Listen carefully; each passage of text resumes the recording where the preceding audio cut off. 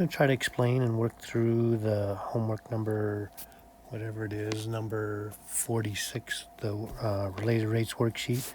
Unfortunately, I don't know why, but all of the pictures for the whole thing got all scrambled all up here. So they're beautiful pictures, which will be much better than what I'm going to end up having to draw. Sadly, are not going to be accessible. So bear with me here and we'll try to sort through this. So the idea behind the first one is what they're telling us is that this point is going to be moving along this parabola. And so there's a time element here as this thing moves. And we're trying to monitor as the particle moves, what is its distance to the origin as it goes to different places along this parabola. And we can see that we know the rate at which the particle's movement is changing in the x direction is 2. So that means that everything is going to be a function of time. So this is our distance formula between 2 points on a curve. It comes from the Pythagorean theorem. So its distance is the square root of x2 minus x1 squared plus y2 minus y1 squared. In our case, the point that we're talking about here will have an x-coordinate of x, and because it's on that curve, its y-coordinate is going to be given by x squared plus 1. And then, of course, the origin is going to be 0, 0. So I'm going to use the x1, y1 as 0, 0, and the x2, y2 as x comma x squared plus 1. So our distance formula is going to become the square root of, and then it's going to be x minus 0 squared plus, and then we've got x squared plus 1 minus 0 squared as well. So squaring that out is going to be x squared plus the first one squared twice the product plus the second one squared. So we can simplify that a little bit and call it x to the fourth plus 3x squared plus 1.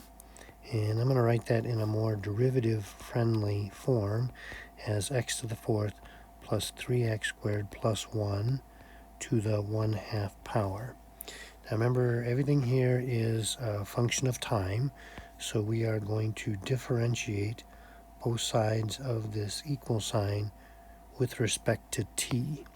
So that's going to give us as kind of a weird expression, dd dt, the change in the distance between the point and the origin with respect to time.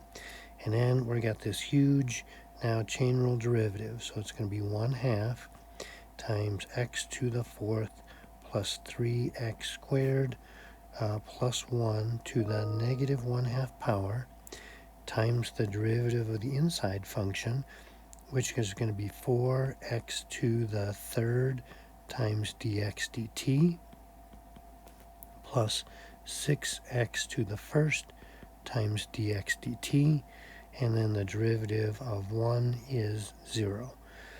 So we're going to, let's see, we want to find the rate of change there, and we know that the dx dt is 2, so we can get, I'm going to write this as 1/2 x to the, I'm going to go back, well, I think I'll leave it. I was debating between writing that as a radical, but I don't think there's really anything to be gained from that. So I'll leave it as to the negative 1/2. I'm going to factor the dx dt out of this second parentheses. And so that's going to be right here, and that dx dt we know is 2. So that's going to allow us to do a little bit of simplification. So we could leave our answer like that, or if we want, I guess we could write that with the radical in the denominator. That might look a little nicer. You can be the judge of that. And so that is our rate of change of the distance between our point on the parabola and the origin. Kind of a strange problem. Okay, I'm going to move this up a little bit. So now we have that the radius of a sphere is increasing at a rate of 2. So that's telling us that dr dt is equal to a positive 2. We want to find the rate of change of the volume. So we're looking for dv dt, and we want to know that at the moment when the radius is 6. So here's our volume equation, our volume formula. So because the radius is changing with time, we can see because it's inches per minute, that means the volume also is going to be changing with time, and that's going to tell us that our independent variable is t. So if we differentiate that, we'll get dv dt on the left. We'll get that 3 from the exponent of r squared. That's going to come out and multiply that 4/3 pi. We'll get r to the second from the power rule, and then from the chain rule, since the r is a function of time, we'll get a dr dt. So we will get dv dt is going to be, let's see, the 3 will cancel with the 4/3, and so we're going to get 4 pi. We're told the radius is 6. We're going to square that, and we're told the dr dt is a positive 2. So I guess that's going to be 4 times 36 times 2 times pi. So our dv dt is going to be, let's see, I don't know which way I want to go with this. I think 4 times 36 is 144, times 2 is 288. Pi, and our units are going to be volume units, which are going to be inches cubed, per time unit, which is in minutes. So there is going to be our answer. Now the next one, again, this doesn't transfer over too well here. So let's see what information we get before we go to the next page. At a sand and gravel plant, sand is falling off a conveyor and onto a conical pile. So we're going to have a pile in the shape of a cone at a rate of 10 cubic feet per minute. So that's our dv dt. The diameter of the base is 3 times the altitude. Diameter is, let me check, 10 cubic feet, yep, 3 times the altitude. So we have, let's see, the diameter is 3 times the altitude. We said that it's a conical pile, so we're going to get something that looks like a cone. And let's see, we also knew that the dv dt was 10. So the dv dt, the rate at which the sand is piling up there, is 10. And we want to find the rate at which the height of the pile is changing. So we are looking for a dh dt when at the moment the pile is 15 feet high. So I think that's all of our information. Now, the diameter is the same as twice the radius. And since our formula has a radius and a height in it, we would like to trade in the radius for something to do with height. So we can solve for the radius and say that's 3/2 h. So our formula becomes, we can make this have a formula of only one variable. If I'm going to call that pi over 3 for the 1/3, and we're going to get r to the second, but r we're going to trade in for 3/2 h. That's going to get squared and then multiplied by another h. So that is going to be pi over 3 times, that's going to be 9/4 h squared times h. And so it looks like that's going to be, we can cancel the 3 with the 9. And so that will end up being 3 pi over 4 h to the third. And I'm going to rewrite the volume there. So there's our volume, where we have now made it only a function of h. And actually that's a function of t, so we are going to differentiate here with respect to t. So on the left side, we're going to have our 3 pi over 4 times the h cubed is going to be 3h to the second times the derivative of h with respect to t, and that's going to be equal to dv dt. So let's see what we've got. We've got the 3 times the 9 pi over 4 is going to be 9 pi over 4. The h we were told was 10, so that's going to be 10 squared.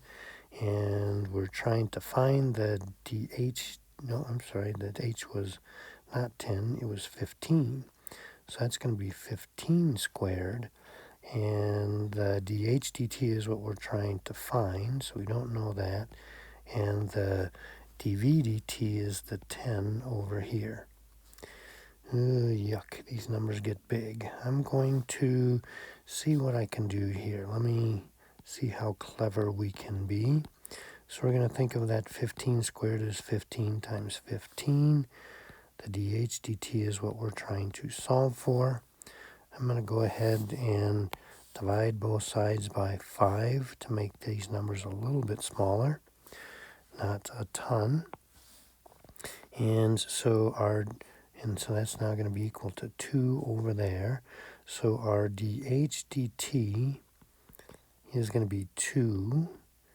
And when we multiply by the reciprocal, let's see, we've got the 9 times 3 is 27, and the 15, I'm trying to avoid multiplying those, but I may not be able to dodge that. I'm going to write that as 27 times 15. That's going to be in the denominator when I divide by it, and the 4 is going to be in the numerator because I'm multiplying by the reciprocal, and the pi is in the denominator as well. So I don't see any good way around that. So I think that's going to be 8 over, let's see, 27 times 15. The 27 times 10 is going to be 270.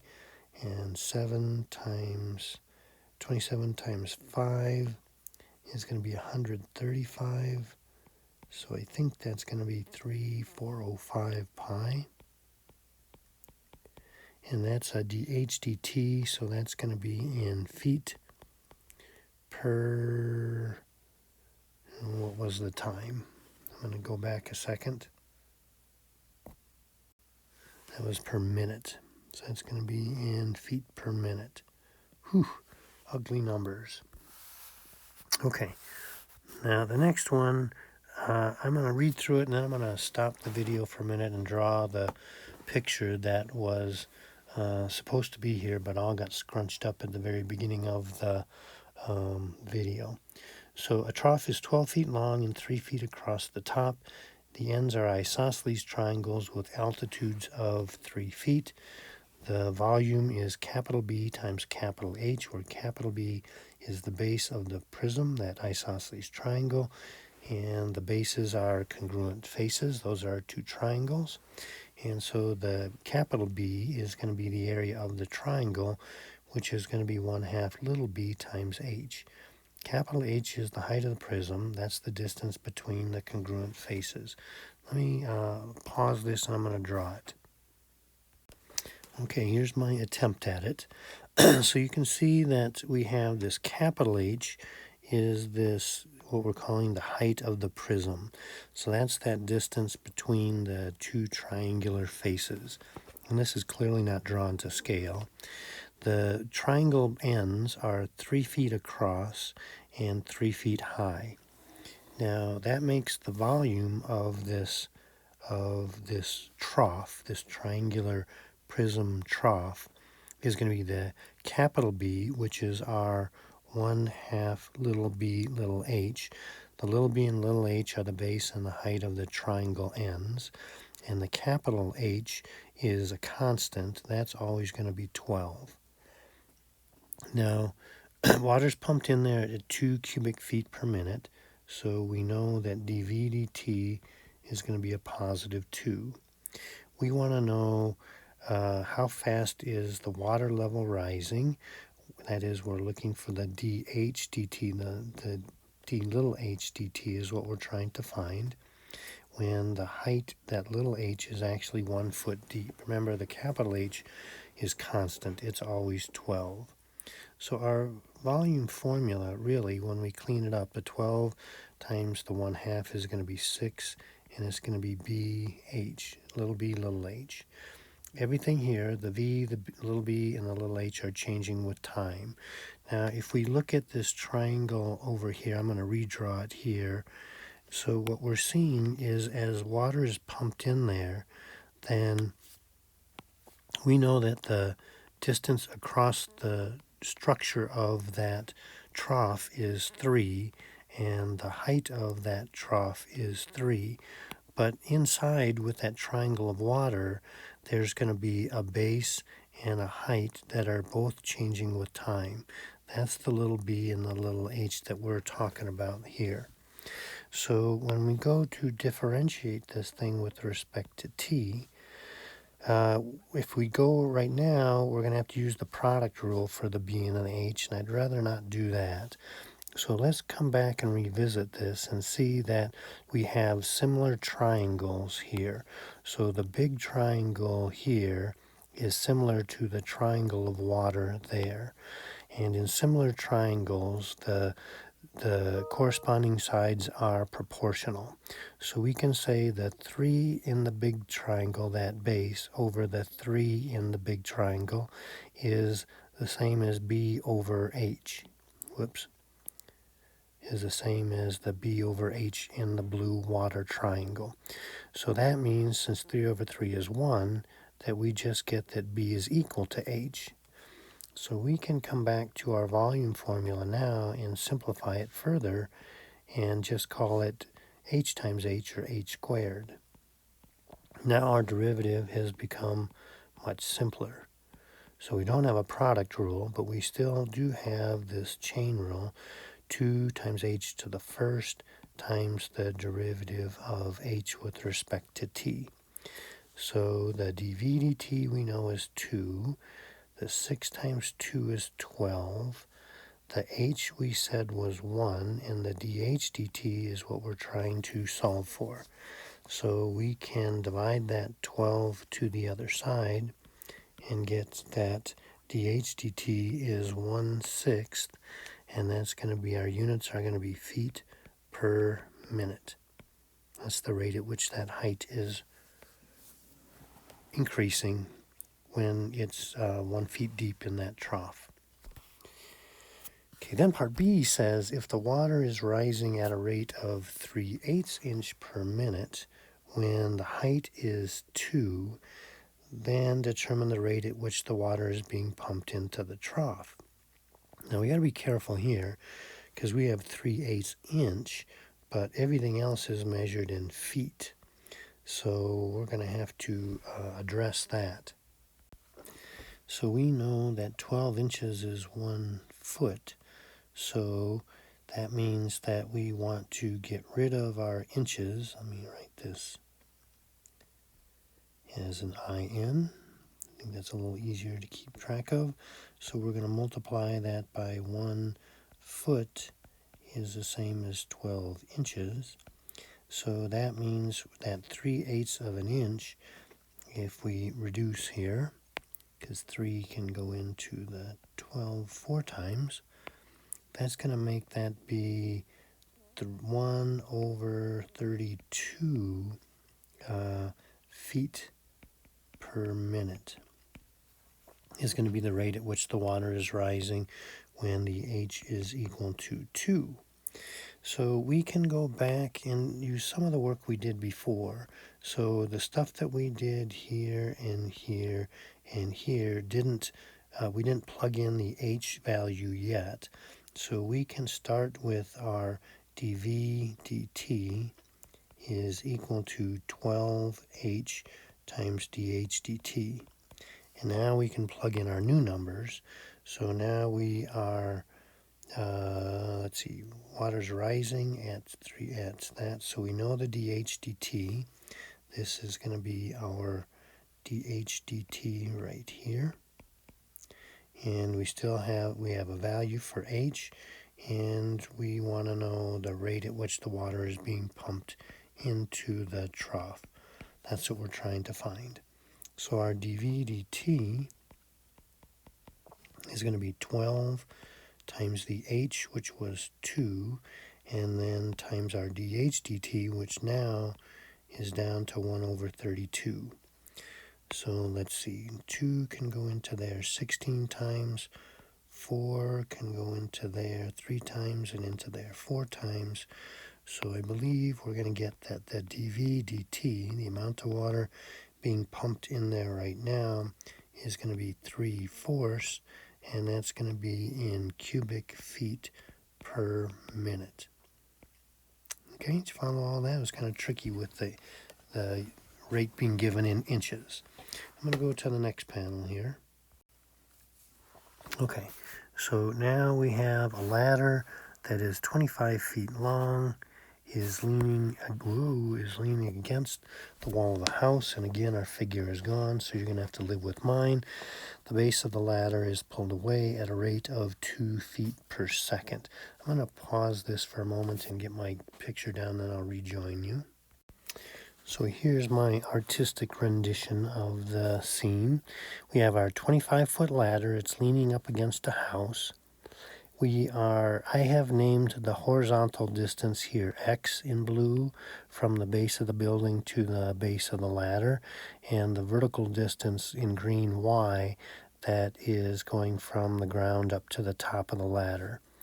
And since we can see that this is going to form a right triangle, then our relationship here is going to be Pythagorean, that x squared plus y squared is going to be 25 squared. So that's the relationship. Now, because we're seeing that the base of the ladder is being pulled away at 2 feet per second, that's a dx dt. That's a rate of change of the x with respect to t, so that, and it's making the value of x larger, so that's going to be a positive 2. Now the y is also changing with time. We want to know how fast is the top moving down the wall, so that's going to be a dy dt is what we're looking for. And as you can see, as that ladder gets pulled out, we're going to expect that the dy dt is going to be negative, since that y value is going to be getting smaller. So we're going to, and I'll do the first one with you, and then I think you can do the others. But we're going to differentiate our relationship here, our x squared plus y squared equals 625. We're going to divide that by, or we're going to differentiate that with respect to t. So that's going to be 2x to the first times dx dt plus 2 times y to the first times dy dt, and the derivative of a constant is 0. Now, I think those 2's are just extra clutter, so I would just divide everything by 2, and 0 divided by 2 is still 0, so that simplifies things a little bit to x dx dt plus y dy dt is equal to 0. Now we are going to look at the moment when the base is 7, so that means our x value is 7. So we have 7, and the dx dt we know is 2, but we don't know the y. So we're going to have to go back to our Pythagorean theorem and say 7 squared plus y squared is equal to our 625. So we'll subtract the 49, and that's going to make that be 576. And I believe that tells us that y is 24. So then, come back to our equation, we're going to get 24 dy dt, and that's equal to 0. So we can subtract that 14 to the other side and divide by the 24, and maybe do a little bit of reducing and get that dy dt is going to be a negative 7/12. And so we got the negative rate that we expected, and that is going to be in feet per second. Okay, and then you can try the others, and the answers are on the worksheet itself. Now, the next question kind of builds on this a little bit. It says, consider the triangle formed by the side of the house, the ladder, and the ground. So we're talking about this triangle right here.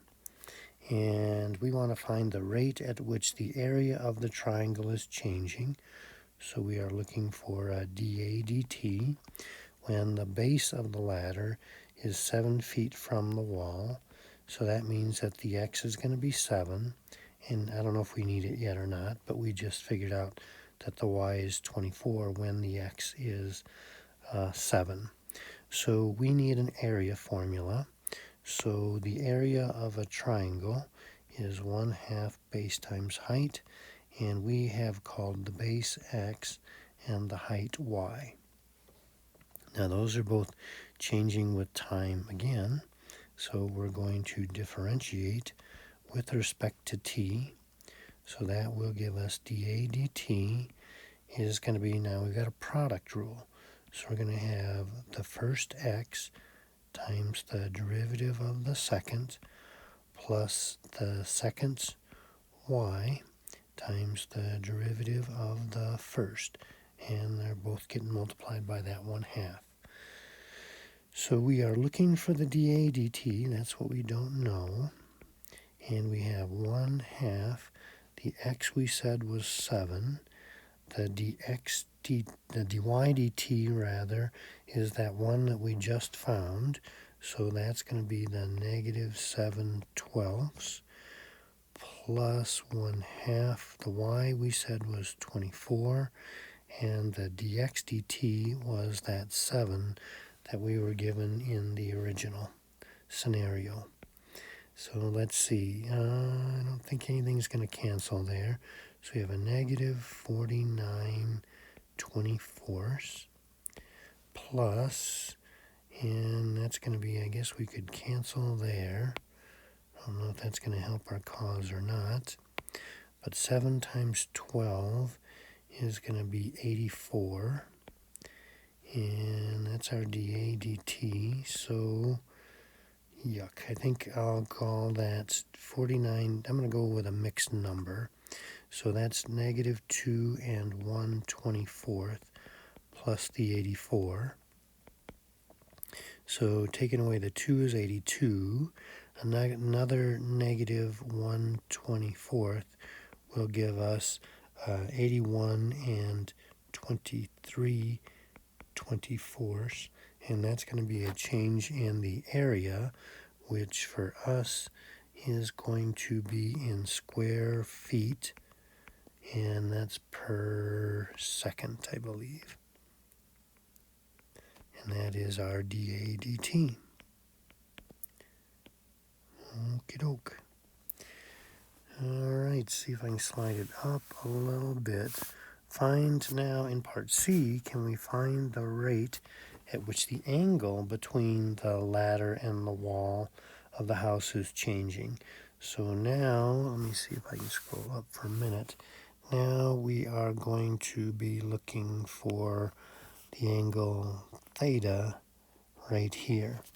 So we need a relationship between theta, x, and y, and I think we can see that's going to be a tangent. So we are going to get tangent of theta is opposite over adjacent is y over x.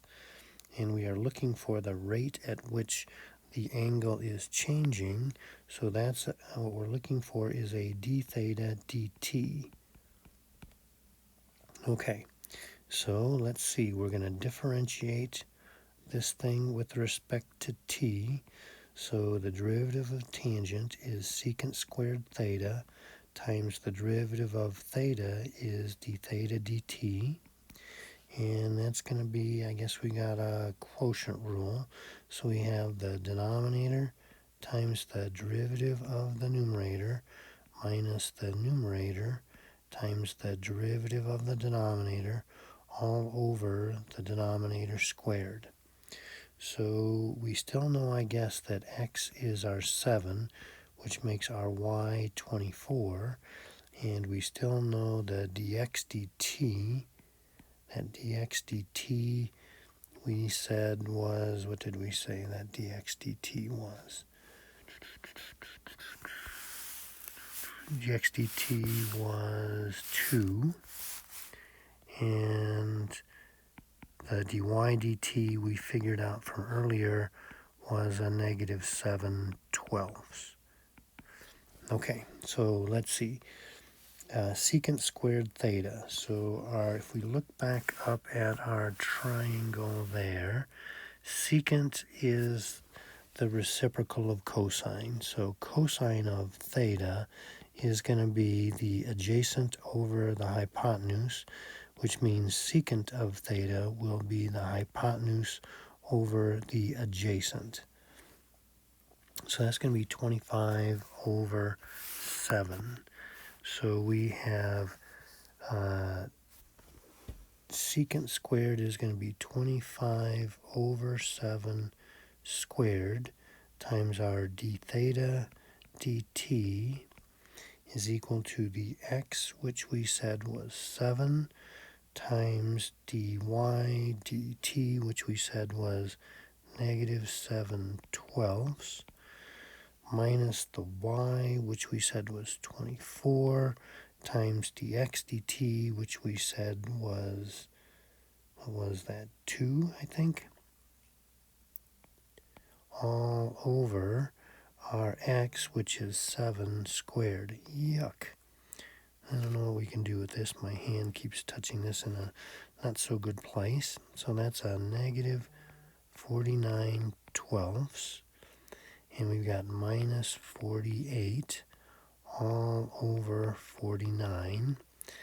Let's see. I don't know if I want to do this or not. I think I'm going to just, we're going to have to divide by the 25 squared over 7 squared. So that's going to be times 7 squared over 25 squared is going to be our d theta dt. I'm going to break down here, and I'm just going to go with my calculator and see what this turns out to be. I'm going to pause it for a moment.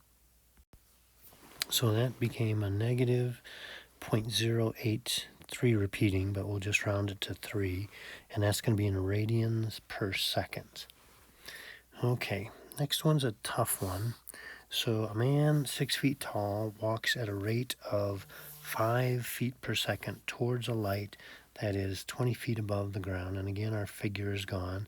So I'm going to pause it here and draw a picture for us. Okay, here's my attempt. So we have a 20-foot tall light pole, and there's a light at the top of that. There's a 6-foot person, and he's walking towards the light pole at a rate of 5 feet per second. And so we want to, well, so what we know, I've labeled these distances as x and s for the shadow. So the person is going towards the light at 5 feet per second. That's a dx dt. And since it's shortening up that distance x from the light pole, that's going to be a negative 5 feet per second. We want to know, first of all, in part A, what is the rate of change of the light shadow, ds dt. And let me, because we just got cut off, I'm going to look at the next panel, but then I'll come back. Okay, so first, how is the shadow changing? So what I've drawn here is a green triangle and a blue triangle that are similar. And similar triangles have the characteristic that corresponding sides are proportional. So 20 in the big triangle over 6 in the little triangle is equal to x plus s in the big triangle over s in the little triangle. I'm going to reduce those numbers just a little bit to make it slightly easier to work with. But you don't have to do that. So I'm going to, in a proportion, cross products are equal. So that means that 10 times s is going to equal 3 times x plus s, which means that 10s is 3x plus 3s, And if I subtract the 3s over, that means that 7s is equal to 3x. I'm going to leave it there and know that both the x and the s are changing with time, so we can differentiate this with respect to time, and that'll be 7 times ds dt is equal to 3 times dx dt. Now we're looking for the ds dt, but we know the dx dt is negative 5. So our ds dt is going to be 3 times negative 5, and we'll divide that 7 over. So our ds dt is going to be a negative 15/7, and that is going to be in feet per second. Now, what that's saying is, just looking at that shadow right here, that as that person walks in, that shadow is decreasing. So that shadow is, getting smaller as that person walks closer to the light. What we're going to ask in the next one, part B, is how is the rate of the tip of the shadow changing? What's the rate of change of the tip of the shadow? So remember, there's two things that go into that tip of the shadow. The tip of the shadow is all the way this distance from the light pole. So that tip of the shadow is actually x plus s. I'm going to go to the next panel. And, okay, then we're going to also find where the tip of his shadow is moving. So the x plus s, we want to find the rate of change of that tip of the shadow, which is dx dt plus ds dt. And we found those out. Of course, I probably don't remember them. The dx dt we were told, I think, was negative 5. And the ds dt, let me check real quick, was a negative 15/7. And so if we add those, now you want to do that, I think I'm going to call the negative 15/7 negative 2 1/7. So that'll be a negative 7 1/7. And that's going to be in feet per second. It's kind of a hard one to wrap your head around. Okay, let's look at an airplane, and it flies in an altitude of 5 miles towards a point directly over an observer, and I'm going to have to draw the figure for you. The speed of the plane is 600 miles per hour. Find the rate at which the angle of elevation C is changing when the angles are 30 and 60. I'm going to stop it and draw my picture. So here's my picture. Here's our plane. It's flying towards that person. It's 5 miles above the ground.